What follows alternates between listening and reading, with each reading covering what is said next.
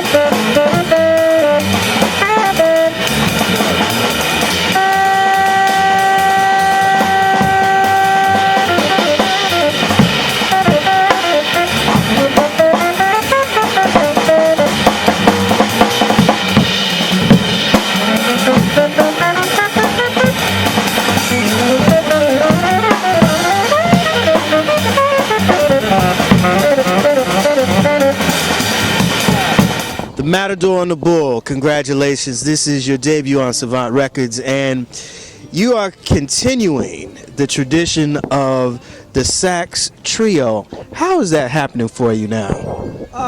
Well, this is very natural for me. It's a good feeling, you know. I try to play what I feel, and at that particular moment, it was the bass and drums and saxophone. So I just go with what I know. This has been going on for the last 3 records, and what is it about playing with the sax trio that you're doing musically that you can't do with a quartet or a quintet? That's a great question, because I'm asking myself that right now. Our next release will be a quartet with piano, but as far as the trio is concerned, I think that's the closest format to what's happening now, the bass and the drums. You know, it's a very urban feel, and I feel that that's closer to the streets, you know, so that's why we basically do it. It feels good to hear the bass and the drums behind you. It's a very intimate setting, and it's as simple as that, man. I just dig playing like that, you know.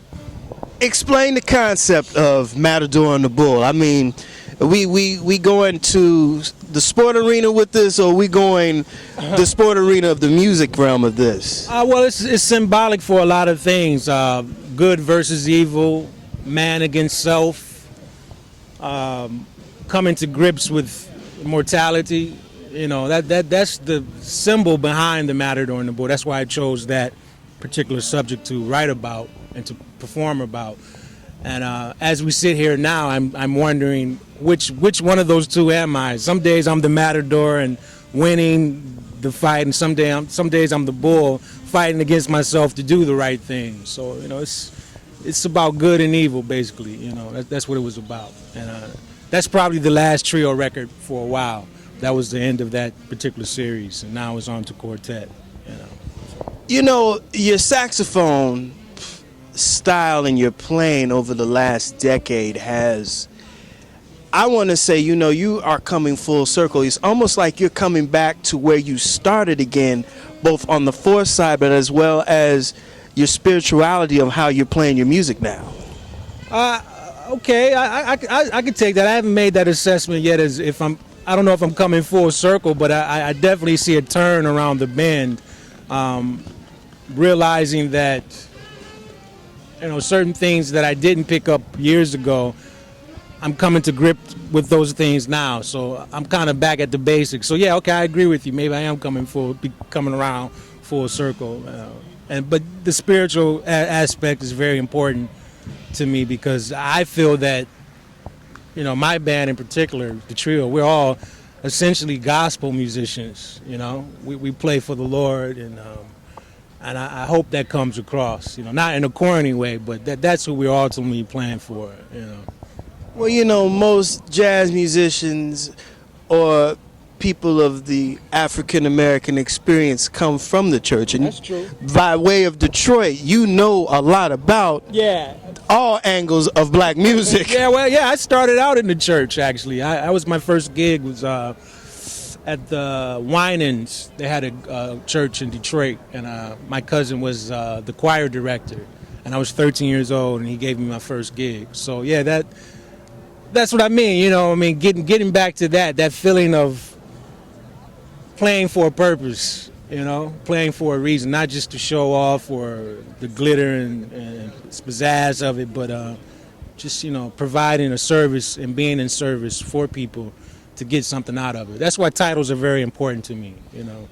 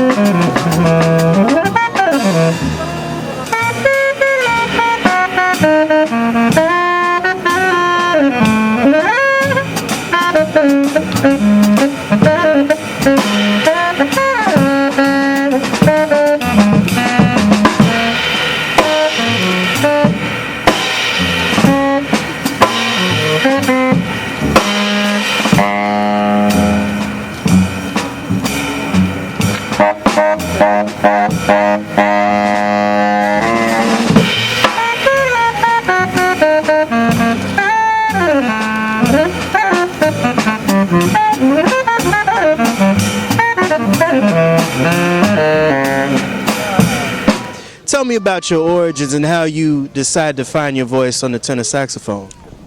Well, I started out in a singing group with my sisters. My mother was a professional singer who had almost had an opportunity to sign with Motown, but due to the fact that she was pregnant with me, she decided not to do it. So I guess she kind of lived her musical life through me and my sisters. So we would practice every day singing, and I was always flat. And so whenever I would sing, my mother would hit me on the mouth. JD, you're flat, or you're not keeping the beat. So I decided, okay, I'm going to one-up my mom, and I'm going to get a clarinet, and I picked up the clarinet because I knew she didn't know anything about that. And so that kind of pushed me into picking up an instrument and trying to sing on my instrument. And I ran into some guys coming up while I was playing, like Ollie Jackson. He had a brother who was a trumpet player, Carlos McKinney, and we formed a band called Legacy. And it was the cool thing to do, to hang out with these guys. They were dressing up in suits, and and all the ladies liked them and whatnot. And but in order to hang out with them, you had to play. So rehearsing every day with them just inspired me to practice more and more. And I met other people like James Carter, Larry Smith, and just being around a lot of great musicians. Just in order to hang out with them, you really had to practice, and that was the basis of being around them, playing. And it kept me out of trouble, it kept me out of jail, kept me from doing bad things like a lot of my peers were doing, and actually, once a lot of the guys that I grew up with in my neighborhood saw that I was playing music, they wouldn't allow me to do the things that they were doing, They were like, nah, man, you're gonna play that horn, you don't have to be out here doing this, man. You can stick with that horn. So that was inspiration for me to continue down a positive path, That's it in a nutshell, The Black Bottom, where you grew up, is a very, very historic part of Detroit. I mean, it's almost like the Midwest version of what Harlem was here in New York. Oh, that's true. Well, my family has been there a long time, I think my family was there when we were white. I found out through my family tree. A sister of mine did some searching in our background, and I'm a classic Detroiter through and through. I mean, I have over 300 and something family members, people I don't even know. I have so many family members that I have to be careful when I meet someone, like, hey, what's your name? And but yeah, it's historically, it was a place of destination for the Great Migration that had happened. A lot of people coming from the South moved to New York, Detroit, Chicago, and L.A., and Detroit was one of the main spots because of the car industry. So yeah, along with that, my grandfather, who raised me, didn't want me to go into the car factory, so he really pushed for me to play music. He said, look, man, if you don't have to work 20 hours, 18 hours a day in the car factory, if you can blow your horn and make a living like that, go for it, So that was another person who would push me into, trying to get into the arts. And once again, it kept me out of trouble, And it's kind of sad to say that I'm not sure if they have a music program there now, and that might be part of response to the things that are going on there now with the younger youth, not having an outlet to express themselves and going out in other directions, So music was an opportunity for me to get myself together, You in good company, James Carter. I mean, James, one of the things that I really admire about him, and I kind of see it in you, putting it all together. James has a hell of a work ethic, man. I mean, he eats, sleeps, breathes, sneezes. Oh, yeah. The saxophone, not saxophone, saxophones. Oh, yeah, he definitely does. I always try to give it up to him whenever I'm asked who influenced me. He used to pick me up on the weekends and give me free lessons, and I owe a lot to that guy. We don't speak as much as we used to, but he's very near and dear to me. He's a busy man. Yeah, he is. Like James Bond, very busy, But I love him. Along with Kenny Garrett, and there's a few guys you might not even know, Larry Smith, Vincent Bowens, Marcus Belgrave, guys like that. When you see these guys as a kid growing up, they're really inspiring because of the level of musicianship they have and dedication and the sincerity in their playing, So it was a good thing coming up in Detroit around that time, being involved with music, a lot of great people to see and be around, I got my ass kicked a lot, On the bandstand for sure, but they did it for me, definitely.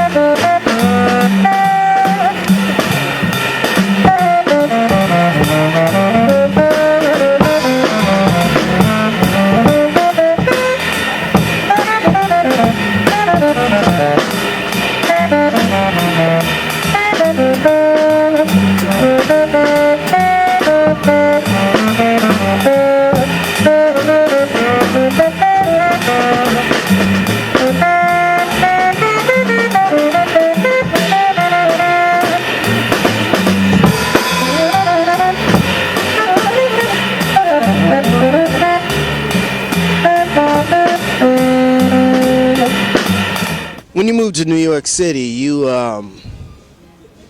had the opportunity and still have the opportunity to play with a lot of great luminaries. And Betty Carter was another lady in your life that really kind of put a little light in your musicianship as well as some discipline. Mm-hmm. Wow, that was an amazing experience. And to this day, I still don't know how I got involved. I know what happened. A friend of mine from Detroit, a bassist by the name of Tassili Bond, sent in a tape for her Jazz Ahead program, and just so happened I was on that tape. This is cassette tape. This is how long ago it was, and so she accepted my friend into the program. She said, "Well, while you're at it, can you tell the saxophone player that I want to use him also?" So I got into the Jazz Ahead program, and then I was able to join her band after the program. And man, I didn't have a lot of things together, and I'm not quite sure why I was there, but I'm really grateful for that experience to be around someone like that. It was tough love. It wasn't politically correct, and if she didn't like what you were doing, she would let you know on the stage. There was no kidding around about it. So you knew where you stood with Betty Carter, Mrs. Carter. You knew where you stood, and if you can handle it and tough it out, then it made you a strong person in character and a strong person in music. So that was a great experience, and a few other people playing with Frank Foster, Sidney Blackman, and a few other people that really kicked my ass, and put me out there. And I hung on as tight as I could, because, I felt like I was born to do this. So nothing could sway me from what I had to do. But having these people in my life, that was truly a blessing, man. It really was. I miss Betty Carter, man. We need more of those type of heroes around in the music, to just give that tough love, And everybody now knows your affiliation with, and who I've profiled here a couple of times on the Pace Report, Jeremy Pelt, as well as Mr. Orrin Evans. Oh yeah, those are my partners, Yeah, Batman and Robin. Who else could we say? I don't know. I guess Batman and Robin. Me and Jeremy, I love that guy. I have a high respect for his music. A very deep writer. Very, I want to say like silk gloves and silk hat, really. There's a finesse to his music, and that was a great situation. I really learned a lot from that, and he's just a musical partner. Orrin Evans is truly my brother. We've known each other for well over 15 years, and I think he's our Thelonious Monk for our generation. I I call him the Scooter of jazz. You remember Scooter? You remember Scooter from the Muppet Show? Yeah, okay. Because he was about business. Yeah, the Scooter. Yeah, that's true. Okay, I like that. I'll use that. Can I steal that from you? Scooter. Yeah, Scooter. But he's a great musician, man. His spirit in the music is really amazing. It's very hip, and it's just beautiful. Both of those guys, you know, they helped me along a lot along the way, you know. I've stole a lot of things from each one of them, you know, and I'll get around to paying them back when I can, you know. But that's it, you know. Warren Evans and Jeremy Pelt, big and from Cindy Blackman, a lot of people, man. You know, that's the beauty of New York. You can come here and meet all types of musicians, in different parts of the music, and you can take what you need from this guy, take what you need from this guy, and it helps you form your thing. You know, it's not no man is an island here. You know, we steal from each other and try to make it our own. You know, that's what I've done with each one of those guys. That'll do it again for another edition of the Pace Report, reporting live here at the first annual Jazz and Colors Jazz Festival here in Central Park, here in New York City. I'd like to personally thank Mr. J.D. Allen for his time, as well as the staff and management and the organizers who put together the first annual Jazz and Colors Jazz Festival here in Central Park. As always, please visit my website, www.thepacereport.com, for my weekly column as well as my past segments. Until next time, remember, if it's in the groove, it'll make you move. Till next time, peace.